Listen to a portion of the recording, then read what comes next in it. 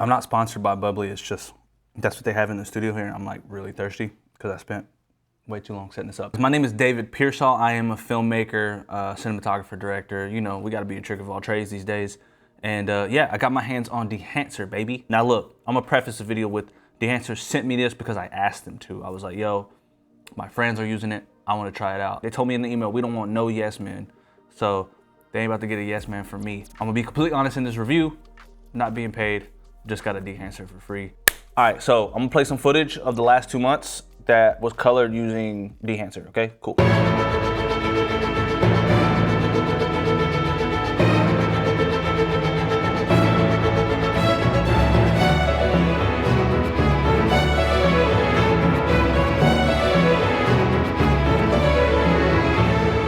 Getting into the video now, Dehancer. That's what y'all really came here for. Y'all wanna find out if you wanna get it or not. It has a price of almost 400 bucks. So that's a decision. So the way this video is gonna work is I'm gonna start with, do I like it or not? So the people who don't wanna watch the whole video, they can be like, oh, he doesn't like it, and click out of it if you care about my opinion that much. Then we're gonna jump into DaVinci Resolve, which is the software that I use, software of choice, and we're gonna walk through some of the settings. I haven't seen many videos of people really going through it, so we're gonna jump in there, look at a couple clips, grade it using Dehancer, talk about the workflow that I've used over the last 2 months. We're going to talk about what is the use case that I think it's best suited for, what I don't like, which I'm going to definitely be very honest on. And then lastly, we're gonna go over the mobile app because they actually have a mobile app as well that I'm going to talk about that I think is actually pretty cool. And the answer is yes. If you're here to just see whether I like it or not, I love it. I love Dehancer. I think it's so fun. I think it's so well thought out. I read through the bio on their website, and it seems like to me that the people over at the Dehancer team really care about what they're doing there. Film emulation on all fronts, photography, video, and different softwares as well. They're photographers themselves, and you definitely see that in the software. Is it worth 400 bucks? The more I dig into Dehancer, in the updates that they're rolling out, just in the last 2 months that I've had it, I actually don't think that price is that steep.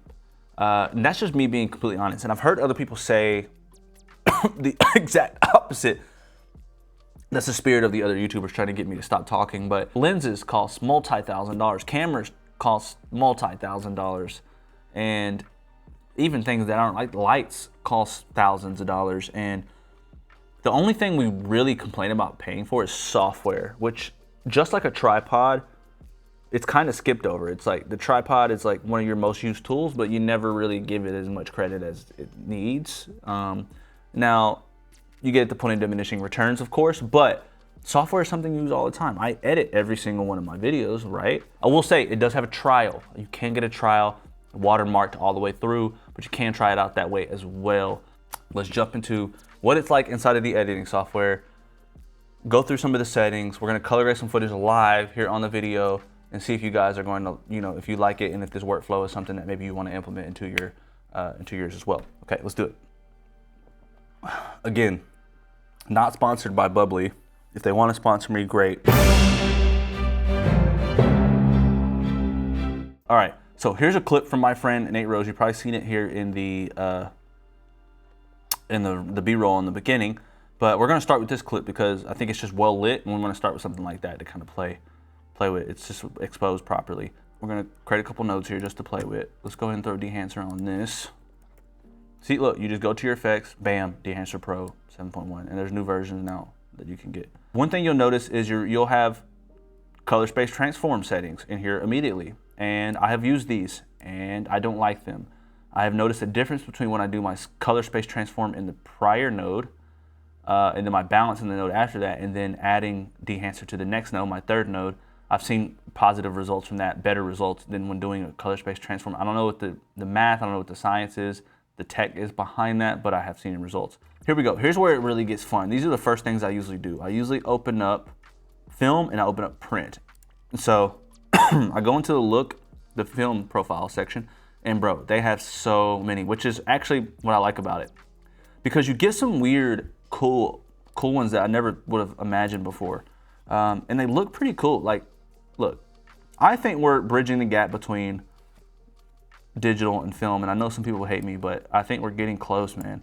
Look, if you go down here, you got this one, which does a really crazy, like, you just have some fun things. If you're like me, you're always looking at ways to like spice up the footage, make it different, make it dirty, just make it look cool. Like, and so this gives me a lot of little selections to choose from. But to be real honest, I always keep it back to the old classic baby Kodak Vision, because I just get my best results from there, bro. Kodak Vision 3, and I'm usually at 250D here.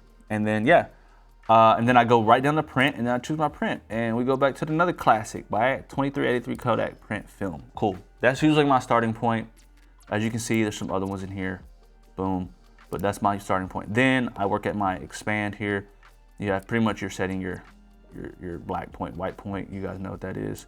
I'll mess with it a little bit, and you can see there's already a grain on it. We'll get to that later. Grain's already automatically enabled inside the compression or inside of the Dehancer plugin, right?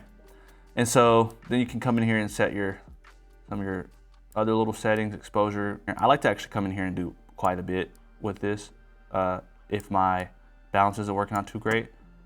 And cool. All right, now you have this like very rudimentary color section. Click this, you can gang those 3 primaries together. Boom. Oh, you gotta enable it first. That's a cool feature. I like that actually. So you can just off and on stuff, but you see that, like, it's just playing around with it. Sometimes I get in here and I have fun, honestly. I'll like straight up just, I mean, there's a lot of yellow in that scene, but I'll come in here and just really color grade some stuff, have fun with it. But very rarely I do my grading in here. Mess with your shadows tone. I'm actually gonna bring that down a little bit, but I just want you guys to get in here and get a look at what is happening, right? All right, cool. Now we get to some fun stuff that you're really looking for, which is that film stuff, those big hitters, the ones that people think about all the time, film grain, halation, and all that. So here we are. We have a lot of film grain options here. Lots. I mean, you know, 8mm all the way to 70, I believe, 65. Okay, so 35. I usually stick here. I like the 35mm ISO 50. It's just like subtle to me, and then you can still even pretty much wage the amount of that you want to, and I usually just keep it to the default because, like I said, man, I like what they do. Like what their default settings are, I really like. I think they're really good at what they do. Halation, you got different settings here, same thing, based off different film stocks. All right, so you got bloom as well. You guys know what that does. Bloom, it's gonna start blooming, and it can be pretty cool. You got film damage, which essentially is gonna start adding scratches and like, you know, all those little film imperfections if you wanna make this very stylistic and look like that. You know, we'll play through it real quick. It's gonna have a hard time playing through, but as you can see, you see those little spots and pixel situations going on with the film damage there. And you can even turn that off and on and mess with the jitter. That's a fun one to play with. Sometimes if you're really doing some like a very nostalgic look, you're doing the Instagram Reels thing, right? You're putting that one Mitski song underneath and making it feel lovey-dovey. Film breath. Actually, geez, I'm gonna tell you right now, film breath is going to bog down your computer a lot. When you start getting into some of these settings, it's like kind of crazy how much processing Dehancer. They actually recommend that it's added kind of last. That way you can turn it off and on while you do your grading, and then they recommend that themselves. So it's just a heavy software. I mean, anything you're getting this much quality out of is going to pull some CPU. Gate weave is one of my favorites. You know that those little, like, you know, the imperfections, like the camera's being, like the film is shaking around as it's being spun throughout the camera. Well, it's trying to recreate that, and I think that is what is bridging, these types of little details are what are bridging the gap between film and digital. I see a couple people and I'm like, did they use this setting? Because I see it looks like film, and I've been using it, and it's so, you can make it so subtle that it looks like you really shot on film. We're getting really close, guys. So then you get to overscan, and overscan's where you can really just play around. I never use this. Like, I mean, you get stuff like that, right? It's that type of fun stuff if you want to play with that in a music video or maybe some Instagram posts. Yeah, but I do use the vignette a lot. Typical vignette, boom, like you can play with it. Okay, so let's jump over here to another clip that I shot a couple weeks ago with Nate and another friend of mine, Dill, no big deal, the GOAT / Nate Rose, the GOAT. And we're going to do a little speed grade on the footage if I'm trying to make it look good, right? I'm gonna fast forward this section. You guys can watch what I'm doing. That way you kind of see the workflow from without me just over explaining it. And then after that, we'll jump into my final thoughts on the situation.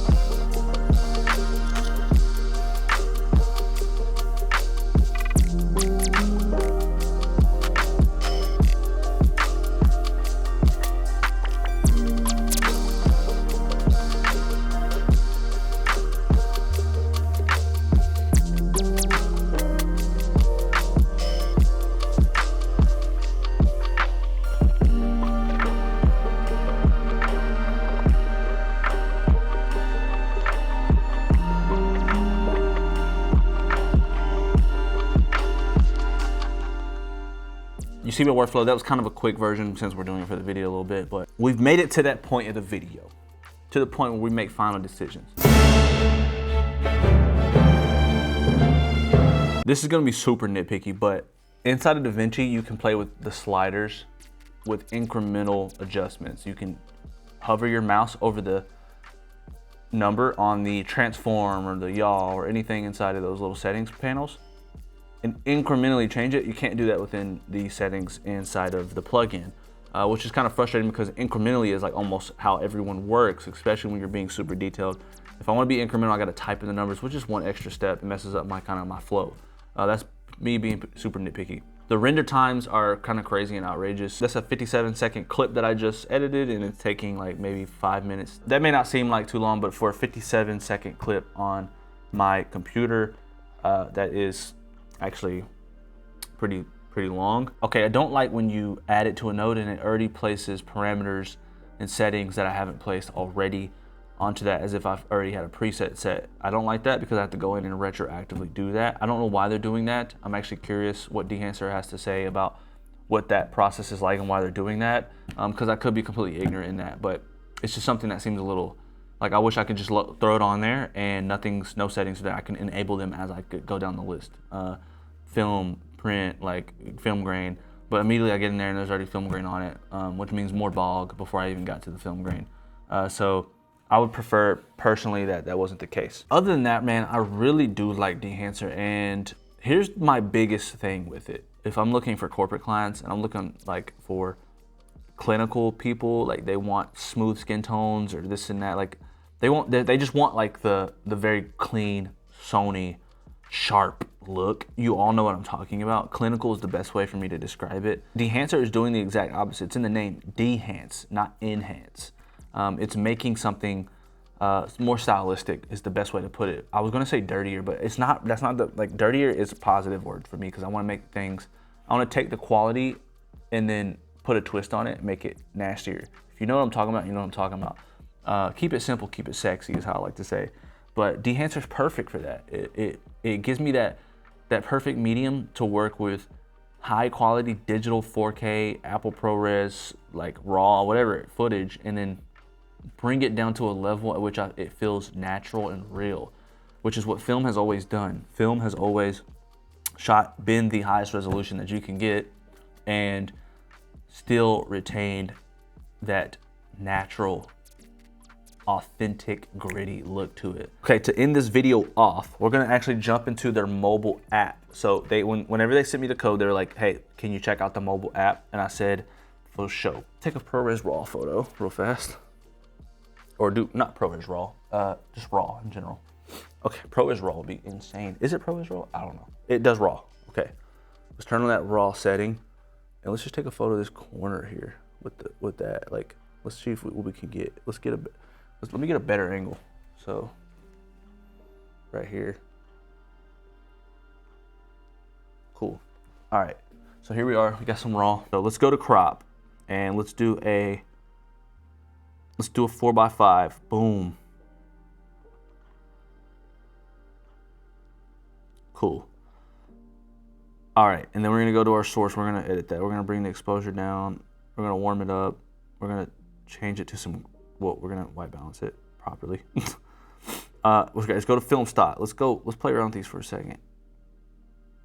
Ooh, I'm vibing with that one. Let's run with this Konica Impresa 50 Express in 2006. I don't know what that was.